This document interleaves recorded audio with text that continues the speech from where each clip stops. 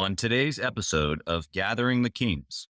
That's a crazy feeling as an entrepreneur to Yeah. have the weight of them behind you, like holding everything up. And you're like, oh, wow, I didn't have to carry all of this. What's up, everybody? I'm Chaz Wolfe. I've got Garrett Breton here on the King stage. My brother, Garrett, another brother from another mother. How you doing? Awesome, man. Great to be here. Thank you for having me. Dude, I had to say that, brother from another mother thing because we just figured out that we have some similar loves. That's for sure. Yep. Before I give away the secrets of our conversation we're just coming out of, tell me what kind of business that you got, brother.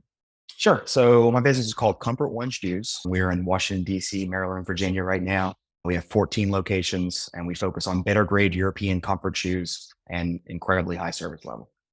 I love it. I love the niche. It has nothing to do with what we were just talking about, though.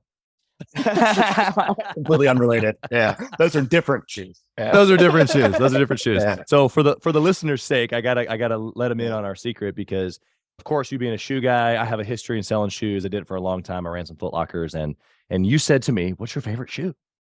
And my response was, "Well, first off, how old are you?" And we established that we're about the same age. Okay, we grew up in the Jordan era, so we had to put the Jordans in a box. And I actually too quickly I moved it over, didn't I?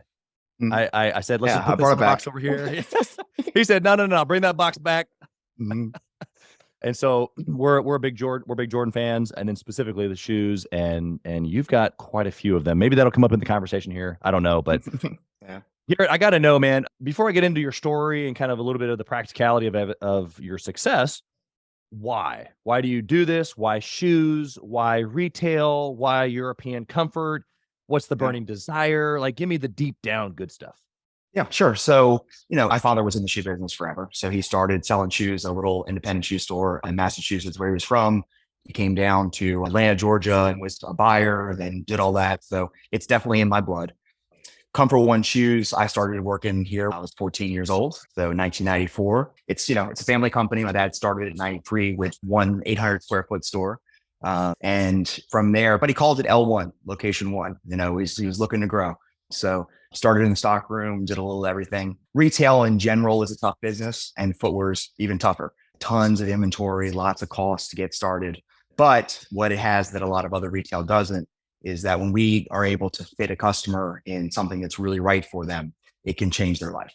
And I don't mean that in a esoteric way. I mean, like if your back and knees and hips are hurting because you're wearing the wrong thing, we can correct that for you. And you don't get that when you sell them a shirt. They might look great in the shirt, but it's not going to make their back feel better. So there's a real kind of visceral connection to the customer with footwear that I don't think is available in other kinds of retail. Yeah. Yeah. You're helping people. And it's not just the cliche, we're helping people, but like practically they come in for this specific problem and they walk out with a better solution than they had before, like real. It's interesting because I think back to those moments where I was spiffed to sell, the shoe cleaner or the inserts, just the extra things. But I really did cut my teeth on like really good service and sales with shoes because I believed what you just said is that depending upon what they were looking for, whether they were training for a marathon or they were, running short distance, whether they were playing basketball, like whatever that they were looking for, whatever they came in, I could ask them those types of questions, and then I could strategically put them in the right shoe. Yeah. Obviously, you and I agree with this, but how do you think this applies to life? Or maybe more specifically, the guys that are listening right now are the ladies, and they're not in the shoe business. We understand it, but how do they take this methodology of you really helping your customer? How do they take that and put it in home services or tech or, fill in the blank? Yeah. So life is complicated. People have a lot going on. They're busy. They have their own deal. So the idea that they're going to be into the thing that you're into is, it's a low percentage chance of that happening. So people aren't going to sit around and study the difference between, polyurethane materials in the sole, latex, why it's better, why one's more cushiony, but I am. And our salespeople, we have I think one of the best retention rates in the entire industry. Our average salesperson on the sales floor has been with us 8 years. And in retail, 8 months is rare. You've been to, I won't call anybody out, but you've been to one of the big box stores where they could care less. They know less than you. Oh. So in life, if you can figure out, if you can eliminate a pain point for a customer, if you can take something and deep dive into it and be their resource, their expert, they will learn to trust you over time. And then it becomes just like, hey, let's be friends and I'll solve this for you whenever you need it solved. So whether that's, a great haircut, whether that's an IT problem for the government, it can be anything, but becoming a real specialist who genuinely cares. Like, there's a lot of people who pretend to give service or pretend to care or are That's like right. every other home services company out there instead of real problem solvers. And when you really do it the right way, people are excited to share that news with their friends. They're like, hey man, I solved the handyman issue. I solved this. Just go see my boy Garrett and you're good. And that's really where you can apply it to anything. It doesn't matter what your passion or niche is, become exceptional at it and then give away the answers and people come back for them. Yeah, they do. They do. You hinted at it, but I want to just, make it super clear that when you give, basically, that people will come back. And what that really means for business is longevity or LTV. And because you don't want to just find another client. Like, yes, there's a ton of people that need shoes, and I'm sure you could go find some new ones. And you want to, but that guy that you just serviced, if you serviced him right with the genuineness of actually caring, he's going to come back and buy the next pair and the next pair. And then he's going to bring his family, his wife, his kids, or, whatever the circumstance is, because he trusts you, because it turns from like a good recommendation and caring to, oh, wow, this really helped me. He did me right. And I feel safe here. There's trust. I'm going to come back, even with a pair of shoes. Right? Yeah, absolutely. Yeah. I mean, you can take it from a transactional relationship into a real relationship. And I mean, from a purely financial standpoint, it's customers acquisition is expensive. And if you can keep the same customers over time while you're, add the new ones as well, it's just a much better model long term. Yeah. The 18-year-old, 17-year-old Chaz working at a Foot Locker, I didn't even own the store, but I had repeat clients. And that would come back to a big box store looking for me and would not purchase if I wasn't there. And one particular client I'm thinking of was a pretty high VP and a big insurance company, which then later I was able to get a job at because I needed to move on from selling shoes. And it was so funny because I didn't even know I knew what he did, but not really. But he was like my boss's boss's boss in that environment. And it's like, I knew that guy. He would only come back and spend his money with his family with me, a 17-year-old kid. But it's I mean, I can't say how many times that kind of thing's happened where like, a great waiter, a great bartender, a great haircut, or like, it doesn't matter what it is. Once you see like, all right, this person's passionate, cares, is the right kind of person, shares our values, then all kinds of opportunities open up. And that's, that's true of people that I'm, hiring, but it's also true of my people I'm investing with now and doing real estate deals with or whatever else it is. Right. Like they trust me. I've showed up. I give freely without warning. And then eventually it all boomerangs back. It's cool. Yeah. These are really, really, really important principles. I hope the listeners taking good notes from you.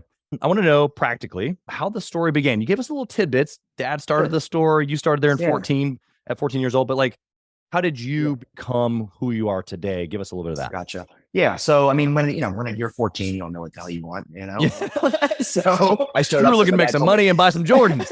My dad told me what time to get there. And I showed up and started doing it, So from, that perspective, like that's how I got pulled in. And then, not that quickly, maybe 5 years, 10 years, it was probably my early 20s when I really decided like, oh, this is something I want to do. This is a career. I see a path for me here. And then once I made that decision, it changed. I was much more invested in it and started, I remember like the first time I got promoted to be manager, I think I was 20 years old, 6 years of experience at that point. And you held on to it too, I'm sure. Yeah. And I was like, oh man, now I'm the boss. Like now I don't have to do any of that work anymore. So, I got in there, wrote these long lists, signed everything, went to lunch, did that for, 3 weeks before the entire staff quit. Yeah. So you learn those kind of lessons. And that's, for me, other people are, they're smarter. They can learn from other people's mistakes. Me, I gotta do them on my own sometimes. So, and then I came back and I was like, oh, well, that's not great. Now I have to do the whole checklist. Now I'm a salesperson again, and I'll see if I can rebuild it. And then, when the student's ready, the teacher appears. I think that's something that's been true for me always. There's a guy, Sean O'Neill, who was, a manager of our biggest store at that point. And I saw how he worked, how he treated people, how he got the best out of people. but also how he saw the best in people, sometimes even when they didn't see it for themselves. And, in me, I wanted to be better for him. And it was, it was my dad's company at that point, but that's what I started to emulate. And it took me years to develop that. I'm an introvert by nature, but in sales, like that's not an option. So, getting millions of reps, I don't know how many, you get to relate to lots of different personality types. That's right. You get to open yourself up and, and see what happens, be vulnerable. Lots of people are going to say no. And in any other, in lots of businesses or lots of, I guess, areas of life, when people get rejection, they turn in the opposite direction. And in business, I think, if you ask 5 times and you get 4 no's, you were successful. You got a yes. And that was something I had to learn. So, from there, I became a better manager, became a district manager. I got into the buying department, and from there learned the other part of the business, the numbers part, where you have budgets and you've got, margin goals. Yeah. And I came in there again with a false sense of how smart I was. And, I'm like, I know what to pick, and, I can predict the future and what's going to happen. And in there, I learned the lesson of like, I'm going to be wrong a lot more than I'm right. So what I can do though, is I can affect the terms and the conditions under which I'm guessing. So I can partner with vendors, brands who are looking to get into our stores and, want the distribution. And then I can, agree up front, like, hey, when they're not in your store yet and they're trying to sell you something, that's your best opportunity to get better terms. So I can say like, hey man, I think this is going to work. Here's why. We have this amazing set of stores in a wealthy area, lots of visitors. It's a great place for your brand to be, but I've been wrong before. So like, what happens if this doesn't work out? Right. Is there a way to return the product and swap it for something else? Is there some kind of protection? So if I have to mark it down, we can do that together and share the risk. And, people are generally reasonable. They understand when you're making a legitimate business case for something. And they can see the overlap of interest where like, this could benefit us both if it works. And if it doesn't, we'll, share a bit and move on. So I learned that lesson there that I've applied to lots of things. So this is a long answer. Sorry. No, it's good. Keep going, man. Keep going. Yeah. So maybe 13 years ago, there was another like game changer for me. There was a class offered at Loyola College, their next gen business school. So the National Shoe Retailers Association, which is an organization we're a part of, offered scholarships to attend this. So I went to the school and there learned, where my gaps were. Maybe I learned a little bit more about how emotion is important as a motivator and how I can't just ignore it and go all logic. You can't just, cut that out and be a leader. Yeah. And there I started to negotiate with my father in terms of like, hey, I want to take over this company. How would that look? Here's what I would expect out of it. What do you expect out of it? And then you can kind of start hammering that out over 2 years. I think it took, we got a buy sell agreement with a 10-year timeline. So we started to like execute that. At that point, I bought a third of the company, and my wife and I had been buying real estate. I bought my first rental property when I was 21. She was 20. So like we had been doing that on the sideline. Yeah. And we were able to borrow against that portfolio to buy into the company. And then as of January 1st, I bought the other 2/3 from my father. And I'm really proud to say that I brought on Sean O'Neill, the guy who had taught me how to lead, my mentor, and he's a partner now in the business. I never looked at him as like a, an employee, but I always thought him as a partner, and now he really is. So that's pretty awesome. Wow. I mean, I think if we ended the show right there, I think it would like, wow. Yes. Awesome story. Love the ending with Sean. I was wondering what happened to Sean. Yeah. So many principles in there, dude, of humility and education and learning and leveling up. False ego. Yeah. I love the real estate play in the backdrop. I think most entrepreneurs are like swimming in the idea of how do I do that? You kind of did it in reverse order. You did it first and then used it to propel your business later, where I think most guys are growing their businesses, making money, going, what do I do with it now? But I love everything that you just said. Inside of that, you already gave us some really good and bad decisions. But I want to know like the good decision, like where you're like, this one thing that I did has led to a lot of things, or it knocked over a lot of the other dominoes. Maybe it's already something that you said, but I want to hear this succinct answer. Yeah. So, I like my newest good decision the best. I might have another one in a few years, who knows? But I was turned on to the book Traction from some really good friends. and read the book. And, I read a lot of business books, and I can glean something from all of them. And, I thought it was another one of those, like when they first recommended it, and then they're like, hey, we're putting it in the system. And then a year later, I was like, wow, you guys bought a company. Wow, you added these things you were talking about for years and never really did. And now they're happening. And then I was like, all right, I'll go read it. So I read the book and thought this could be, not an answer to everything, but a great framework for organizing the efforts, setting the goals, holding teams accountable, and also distributing the responsibilities so that it's not me dabbling and checking in on everyone and meddling. It's like, hey, if you're doing, if all your scorecards green, keep rolling, man. We started implementing that in 2020, just in time for COVID. So we had plenty of time to implement. Yeah. All the stores were closed. So there's plenty of time to get stuff done, Right. And that kind of was a hiccup in our planning, but now we're absolutely crushing it. I set what I thought was a really aggressive goal for growth. And I came to it, mathematically, I thought like, it's possible, it's hard. This will be a lot of stress. And the very first year we gave the team their own areas of responsibilities, told them what we were trying to accomplish. And, and they got excited about the plan. We crushed it. This year we're trending really, really nicely. We should beat it again. And, it's when I put in our 10-year goal at the OS, I was embarrassed to put that out there. Like I was like, this is such a lofty goal. Wow. That I'm almost afraid to speak it. Like people are going to be, they're going to laugh at me. Yeah. They're going to, think I'm crazy. Yeah. And now I'm like, well, we did 33% the first year. We're going to do we're going to beat the 25% goal for this year, compounding. Like maybe I wasn't aggressive enough, like it's already switched to that in only a few years. So anyone who's, I don't know exactly when it would make sense. If you're a single, one owner, one person in the business, maybe it doesn't make sense. But even if I wish I had done this 10 years ago, I wonder where it would be if we had really gotten everyone laser focused on our goals. Right. So that would be the decision I'm most excited about right now. Yeah. I mean, well done. Well done. I think that the result is showing for itself. I want to hit on two things. Inside of the implementation of EOS, you said that they got excited and obviously they're crushing the target. Do you think that there's a level of like clarity for them and that's why they got excited? It wasn't just like, hoorah, here's the next target, let's run. But it was like, here's what it is. It's kind of crazy maybe, but then like reverse engineered all the way down and then all the way down to your scorecard. Here's what I need you to do. And so it like made it manageable for them to be able to wrap their brain around. Yeah, that certainly is a huge part of it. I mean, the 90-day most important goals are called rocks, and everyone gets 2 or 3 of them. And if everyone accomplishes their goals, their rocks, then we'll get to the budget. That's how it happens. Like here's the problem we need to solve. We solve these and we'll do it. And everyone's counting on each other to solve them.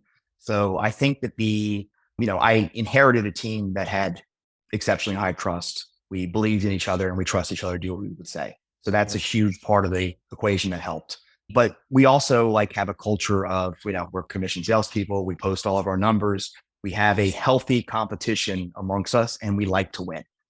So when I put out originally it was my goal, at the next year, it was our goal.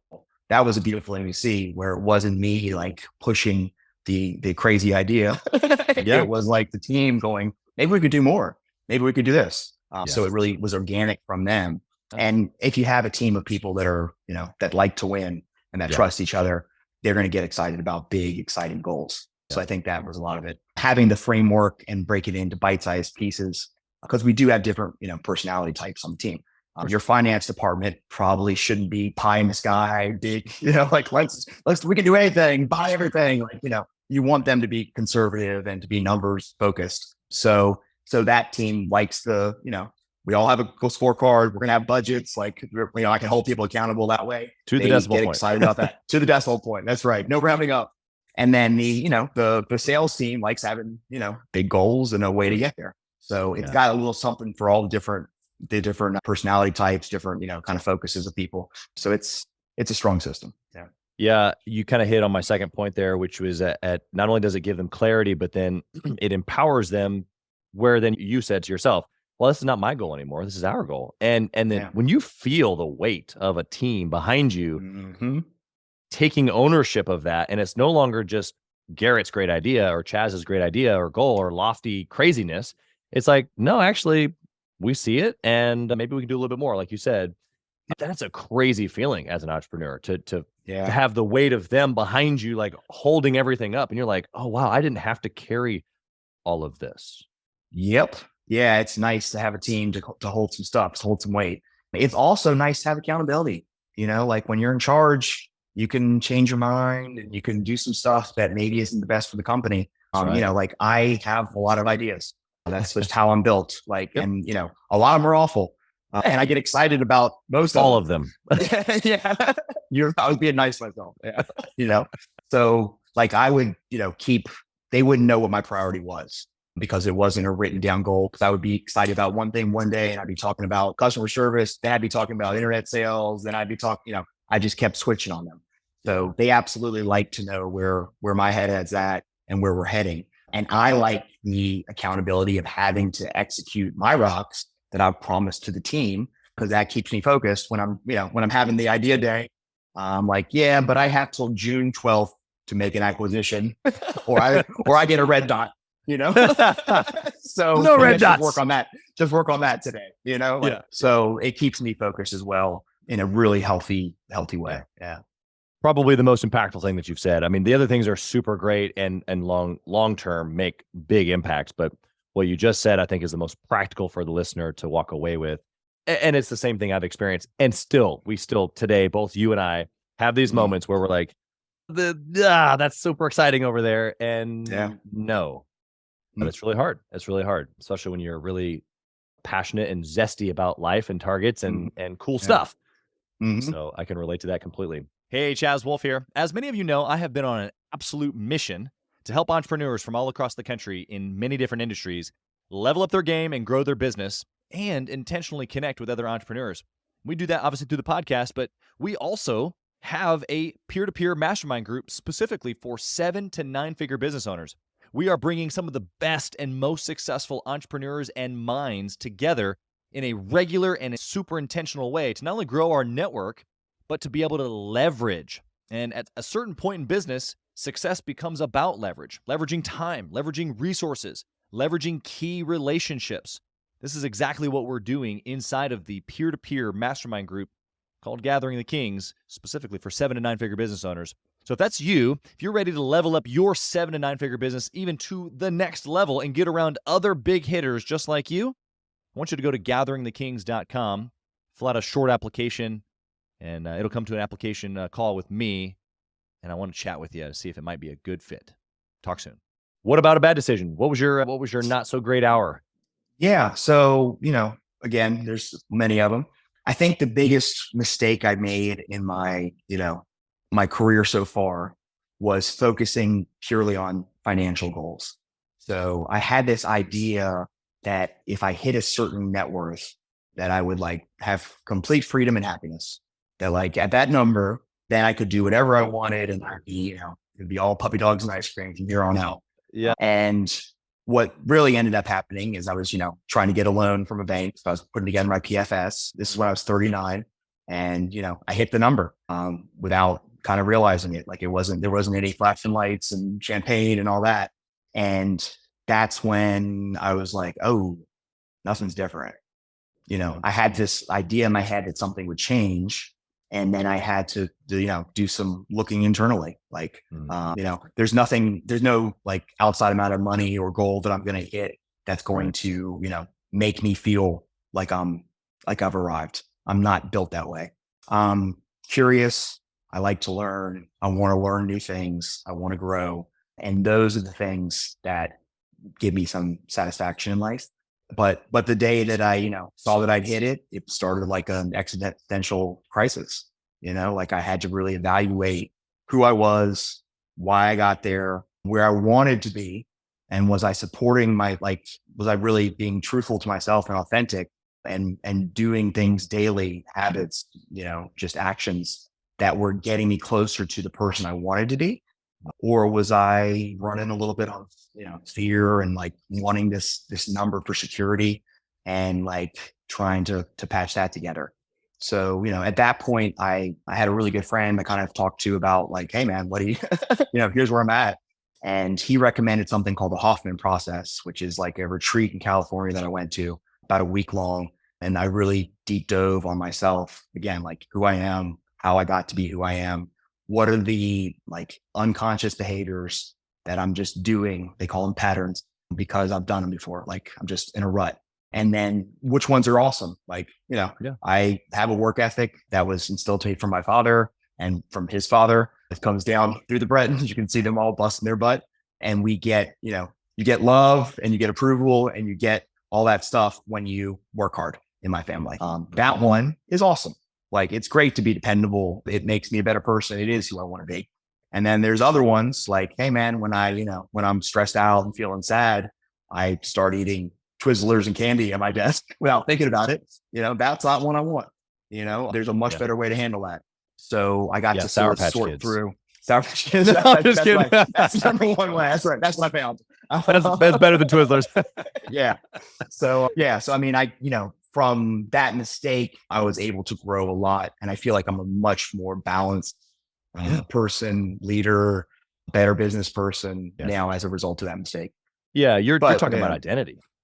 Yeah, for sure. Yeah. I mean, I really thought it was about dollars. I thought it was a scorecard. And then, once you hit the ding, ding, ding, ding, everyone thinks you're awesome and you're happy. And it really has very little to do with that. It has much more for me to do with, am I being my best self, my best version of myself? How closely can I be that? And I'm not like, I'm always trying to get a little closer each year. I'm not like fully formed. So, but that's what brings me happiness and security and those kind of feelings now. It's not a dollar sign. And I also like to win, and the dollars are sort of a scorecard. So it's a nice little indicator. Yeah. You're giving permission for a couple of different things here. I want to point them out. Number one, that it is more than money, right? And I think money as income is kind of like step one, and then money as net worth is like another level. So your story started with the next level. So for a listener right now, if you're not tracking your net worth, like the next level of the quote unquote measurement of the game is net worth, not just your income, because it's not what you make, it's what you keep. And then how you use that for wealth generation. But even at that, it's not just about that. It's about who are you? Why are you doing this? What is the point? And the work that you've done is incredible. And I love what you said as the result of doing that work is understanding that you're still going to be doing the work again and again. And I'm going to keep reaching into who I am at another level, reaching for the next level of potential. And there's almost like this settling, almost security of I'll never be done. Yeah. And I'm okay with that. It's not like like it's cool. We say in Gathering the Kings, grateful, but not done. And there's this really interesting balance because comfort or being complacent is not necessarily what I mean when I say grateful. What you were talking about is like, okay, I'm here. And it wasn't like I feel empty. It was like, okay, like this is cool. I did it kind of unexpectedly, but there's more. Yeah. And if you don't have that, but there's more, then eventually it sets into I arrived, it's complacent. What did I do this for? It's empty.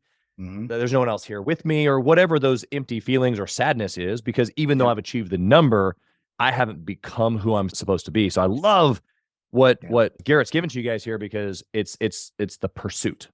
And it's funny because probably 2 months or so ago, I was talking with one of our mastermind members, and I was just wrestling with him a couple of things on his business. And I love for them to wrestle with me on my businesses and even Gathering the Kings as a mastermind.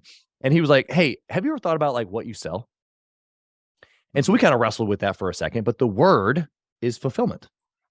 Okay, yes, I help already successful entrepreneurs collaborate and connect with other successful entrepreneurs. And we facilitate, environments where not only they can connect with each other, but, leverage can be taught or facilitated courage can be transferred, all these really cool things inside this environment. But really it's, what does a king be like? Okay, I want to become a king, or I am a king. What does that mean? It's like, well, I'm reaching for the best me. I'm being fulfilled, or I'm living fulfilled. Everything that Garrett just said, it's like that place of understanding I am who I am, but I'm not done. So I don't really actually know who I am yet, but I'm on the way to find him. Right? Yeah. No, it's, through, I meditate in the morning, and all that is me reminding myself who I am, what's important to me. And then when I go into the day, I have a much better chance of being that person and doing things that serve that goal than I would if I just went in hot and just kind of there's winging it all day. So yeah, and I have to remind myself of it every day, 4 days out, if I'm not doing it because I was on a trip or whatever, I'm starting to, go into the old patterns and, being the automaton that doesn't really get what the kids are really thoughtful and making thoughtful decisions. So yeah, it's a constant, I won't call it a struggle because it's a joy when it's working. Right. It's like, it's awesome when it's clicking. Yeah. And sometimes I'm in that flow and I just want to get into that flow a little more, like maybe tomorrow I get 6 hours of it instead of 5.5, you know? So that's really what I'm pacing for. And, getting money wasn't a bad goal, but I didn't understand why I wanted it. What I was really looking for was freedom. I wanted to be able to do the kind of work that I wanted to do with the kind of people that I wanted to do it with, and then from there, like everything kind of works out. Like, I'm working with smart people who are hardworking. We trust each other and we're going after exciting goals. We're going to make more money, but it's not the destination that I care about as much today. Yeah. So good, man. If I were listening to this show, I would stop and go back and re-listen to everything that you just said. And I say that a couple of times here and there on different shows, but I really mean I would go back and listen again because Garrett, even though he's even been honest about I don't have it figured out, what he has figured out is that he hasn't figured it out. So if we want to get there. Yeah. Right. That manager who signed all the work had it figured out. Yeah. He did. And so, yeah, you're right. It's humility to understand, like, I'm thankful for where I'm at, but I'm not done. And I just, the humility of even that you still have to work at it to get into it every day. You go on a 4-day trip, or I just, came off of a similar scenario where I was kind of out of the routine for a few days. And the last like 10 days has been me going like, like just, you got to climb back into it purposefully. And so I think even that should transfer some courage here today, man, because the listener right now, even if they're high performing like you and I, they're going to deal with the same stuff. And so if they're not at this level, mentally, financially, whatever we're calling this, they're going to for sure be dealing with it. And they think it's like, oh, it's like something's wrong with me. It's like, no, this is just our instincts, our survival, fear and instincts for survival are not get outside my comfort zone, press for more, reach for my potential. Like all of those things are not safe. Yeah. They're uncomfortable. They're uncomfortable, and I had to get used to being uncomfortable. And, there's I think it's right, maybe traction, I don't know. I steal everyone's ideas, so I'm not sure where they come from sometimes. After like the fifth time I say it, it feels like it's mine. But, oh man, I lost what I was thinking. Oh gosh, I don't know where I was going with that. Sorry. No, that's okay. My fault. I want to ask you some speed round questions here. So if you think about what you're going to say, just pop in here. Sure. The first one's around KPIs. Obviously, you run a huge business, and I know you're tracking all kinds of stuff. You got sales, you got the back end, you got purchasing. The one thing that you track forever and ever, what is it? Oh gosh. So we try to track lead indicators so we know what the business will do, so we're looking when times are good. I have a tendency to get complacent. Like everything's good. We're all super smart. And that's when I get out of the habits that got it to good. And that's when it goes bad again. So we try to constantly track what we call quality numbers. So anyone can hand you a shoe that you asked for. So it's second pairs, it's attachment rate. So are we adding on Linkos, which are a really cool custom insole that make every shoe better? So we're looking at those quality numbers, which is an indicator of how well we're doing the process over and over and how well are we executing. And if we're executing at a high level, it doesn't matter what the world does, what the economy does, our results will be better than they would have been if we got complacent and got out of the habits. So I try to measure habits. For like personal KPI, it's, did I meditate today? Like if I'm doing that, I'm getting in the flow. Yeah. Love that. Yeah. The measurement of habit or the measurement of complacency, if we're going to put a little negative emotion on it, that's interesting. And I think it's really good. The scorecard for that should look really fun. Yeah. What book, you've already mentioned EOS, but what book or maybe podcast or other business resource would you recommend? Yeah.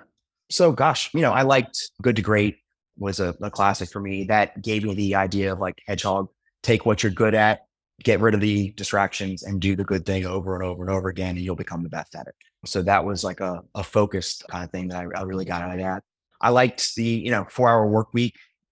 From there, I learned like to scale, you have to systemize. My goal wasn't to get down to a 4-hour work week and autopilot it, but in order to grow, we had to systemize. And I got a lot of those ideas from there.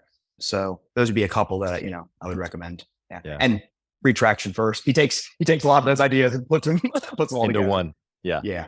Yeah. You mentioned earlier about mentioning a lot of things from a lot of other places and eventually becomes yours. I think EOS is a great compilation of that.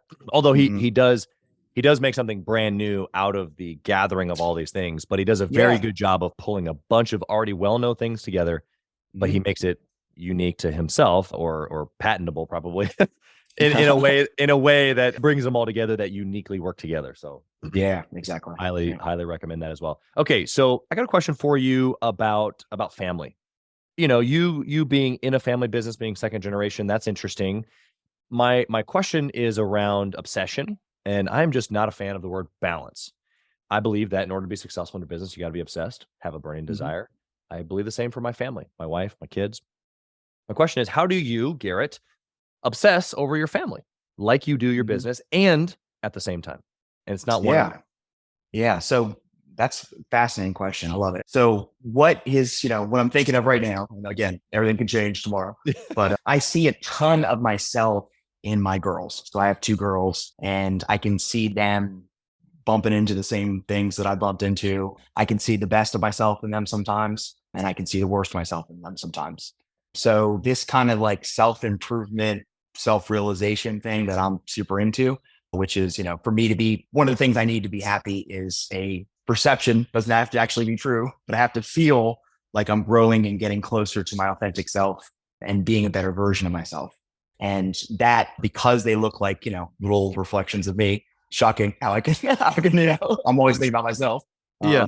Trying to keep them from making some of the same mistakes I made, but doing it in a way like, people can always tell me like, hey, that was dumb, don't do it. And that never worked for me. Like I was like, well, yeah, you love the rules. I like to, get in there and figure out what's going on. That's right. And then, try to break them. So telling them like authentic, real stories that I wish that I had been told, I wish I knew my parents a little better than I do. Like I wish I really knew them when they were 16 and did dumb stuff. So those are the kind of things I share with my girls now. So when they're having trouble at school or they're doing something that I've already made that mistake. I've already done this. This is how it made me feel. And this is why I do it differently now. And then like not telling them what to do, make your own choice now. So that's the kind of stuff that gets me excited about being a dad, is the chance to maybe they'll do it a little bit better, a little bit easier than I did it. So yeah, that's for sure. Yeah. I love your decision-making kind of construct there. Really, that's what a good dad is like, I'm going to build you up. I'm going to give you all the things that are necessary. And then I'm going to let you make your own choice. And we're going to go with it. Yeah. I'll support you. Sometimes it's going to be bad. Sometimes it's going to be really good. And I'm going to be really proud of you, but it's going to have been yours with obviously the preparation that we can give to them of, look, I've been there, can't make the decision for you, nor would I want to. I'm not going to rob you of that. Yeah. My mistakes are what define me. Like that's where I've learned the fastest. That's where I've learned the deepest, and real change has come from the pain times, like the time when things were uncomfortable and I needed to grow. I needed to level up to get out of that same behavior that wasn't really working. And it worked before. That's why I did it again. Like, it was working at one point and then it stopped working. World changes. I change. What I want changes. And so, yeah, sometimes they have to feel that too. And then other times I can help them. I can let them feel some of my pain and they remake a slightly better decision than we would have before. That's right. Yeah. I love the collaboration. I get pretty fired up about thinking about doing deals, business deals, real estate deals with my kids, my grandkids. Yeah, I know that's kind of odd for guys our age to be thinking about, but it really does wake me up, man. I'm feeling excited about those things these days. One last question here for you, Garrett. You ready? Yeah. I want to know, if you had the opportunity to whisper in the younger Garrett's ear, what would you say? See an Animal House. Fat, drunk, and stupid is no way to go through life, son.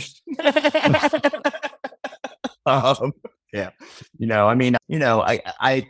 I don't know if young Garrett would have listened to older Garrett.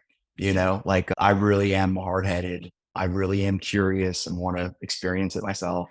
If you tell me something's bad for me, I got to go out there and, put my hand on the stove.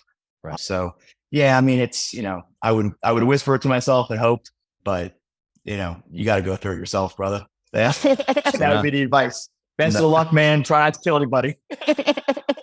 Yeah. We laugh because it's real. Yeah.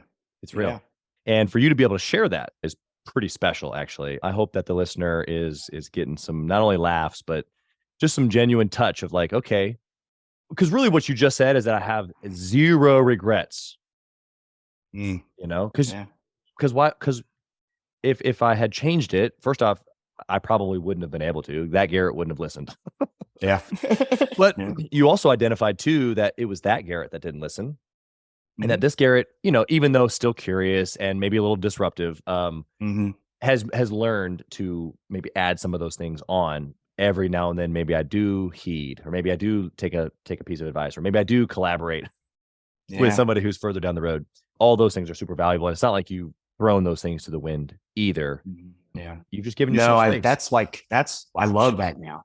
Like I learned so well from people who have done the thing that I want to do, and just sitting down and and I love to share that with people who are interested. Like when they're asking the right questions, you can have as much amount of time as you want. Like you've already thought it out. You already did your homework. You already got where you could get before you needed some help. And then you're just, needing the little push in the right direction.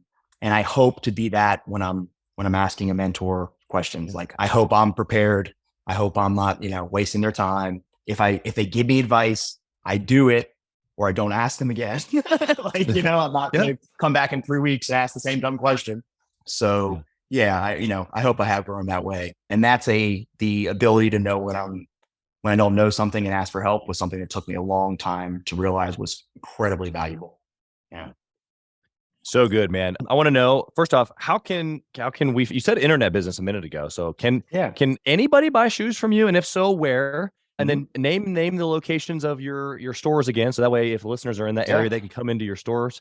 And then if we're just an entrepreneur, we want to get to know you and reach out, how can we find you that way? Sure. So comfortoneshoes.com, ONE spelled out, as our website. And you can buy whatever, everything you can buy from all over the world there. We'll ship it to you. Our stores are in DC, Maryland, and Virginia, and we're coming at you. So we're hoping to grow. And our in-store experience is, I think, what makes us different than every other retailer in the country. We really do, do the thing. We analyze your foot with a 3D scan when we get started. From there, we can match you up with the shoes that are right. All the black dress shoes look the same, but they feel wildly different because you need high arch or you need extra cushioning. And the fact that we have people who've been with us for 8 years on the sales floor on average means that they know the shoe that you need. So you can just come in and tell us where you're going, what you want to accomplish, and we'll get you the right shoes. So we'd love to see you. I'm here in Old Town Alexandria. My office is above one of the stores, and I'm happy to, do a lunch, talk to an entrepreneur. Please reach out to me. So thanks. Love it, man. Yeah, you've been incredible. Thank you for sharing and giving us value, but we wish you nothing but success and blessing on your family and your stores, your expansion. Thank you for being here, brother. Yeah, awesome. Appreciate you. Thank you for listening to Gathering the Kings today. I hope that you were able to pull out a few nuggets to go apply into your business right away. More importantly, though, I hope that you're realizing that it takes more to be successful than just being by yourself, doing it all on your own, carrying the weight all by yourself. What I have realized, not only in my own journey from multiple businesses and multiple different industries, and now interviewing literally over 200 or 300 other very successful 7, 8, and 9-figure business owners, is that it's tough to do it alone. And so Gathering the Kings literally exists to bring together successful entrepreneurs. In fact, we are putting together 1,000 kings, specifically who are grateful but not done. We're intentionally assembling kings who fight tooth and nail for their business, family, and communities. And here's what we believe, that in the pursuit of excellence in those areas, that it ignites within us the responsibility to govern power and forge a lasting legacy. So if that relates and resonates with you, and you know that you need people around you, sharp, qualified, other very successful business owners, I want you to go to gatheringthekings.com. I want you to take a look at what we're doing and see if it makes sense for you to be part of our pursuit to 1,000 kings. Talk soon.